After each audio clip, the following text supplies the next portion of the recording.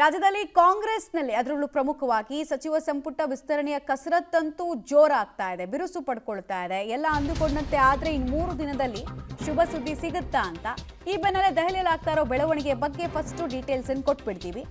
Final meeting Delhi ಅಂಗಳದಲ್ಲಿ obviously ಆಗುತ್ತೆ. ರಾಷ್ಟ್ರೀಯ ಪಕ್ಷಗಳಿಗೆ ಹೈಕಮಾಂಡೇ ಎಲ್ಲವನ್ನ ಹೇಳೋದು, ಡಿಸೈಡ್ ಮಾಡೋದು. ಹೈಕಮಾಂಡ್ ಭೇಟಿಗೂ ಮುನ್ನ ಸುರ್ಜೇವಾಲಾ ಅವರನ್ನ ಡಿಕೆ ಶಿವಕುಮಾರ್ ಭೇಟಿಯಾಗಿದ್ದಾರೆ. ಸಂಪುಟ ವಿಸ್ತರಣೆಯ ಸಂಬಂಧ ಸ್ಟೇಟ್ ಇನ್ಚಾರ್ಜ್ ರಣದೀಪ್ ಸಿಂಗ್ ಸುರ್ಜೇವಾಲಾ ಅವರ ಜೊತೆಗೆ 1 ಗಂಟೆಗೂ ಹೆಚ್ಚು ಕಾಲ ಚರ್ಚೆಯನ್ನ ಸಿಎಂ ಡಿಕೆ ಶಿವಕುಮಾರ್ ನಡೆಸಿದ್ದಾರೆ ಅನ್ನೋದು ಗೊತ್ತಾಗ್ತಾ ಇದೆ.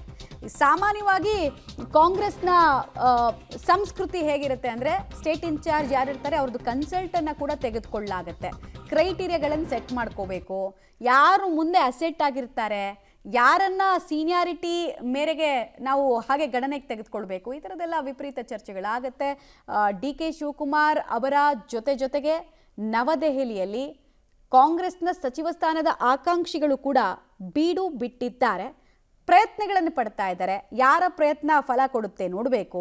ಇರೋದೇ ಸ್ವಲ್ಪ ಕಾಲ, ಬಾಕಿ ಉಳಿಸ್ಕೊಳ್ಳೋದ್ರಲ್ಲಿ ಅರ್ಥ ಇಲ್ಲ. ಪೂರ್ತಿ ಫಿಲ್ ಮಾಡಿಬಿಡೋಣ ಅಂತ 20 ಸ್ಥಾನಗಳನ್ನು ಫಿಲ್ ಮಾಡ್ತಾರಾ ಅಥವಾ ಹೆಂಗೆ ಅಂತ. ಆಮೇಲೆ ನಿಮ್ಗೆ ಇನ್ನೊಂದು ವಿಚಾರ ಹೇಳ್ಬಿಡ್ತೀವಿ. ಫಸ್ಟ್ ಟೈಮ್ ಕ್ಯಾಬಿನೆಟ್ ರಚನೆ ಆದಾಗ ಡಿ ಕೆ ಶಿವಕುಮಾರ್ ಬಯಸಿದ ರೀತಿನಲ್ಲಿ ಆಗಿರಲಿಲ್ಲ, ಹೈಕಮಾಂಡ್ ಹೇಳ್ದಂಗಾಗಿತ್ತು.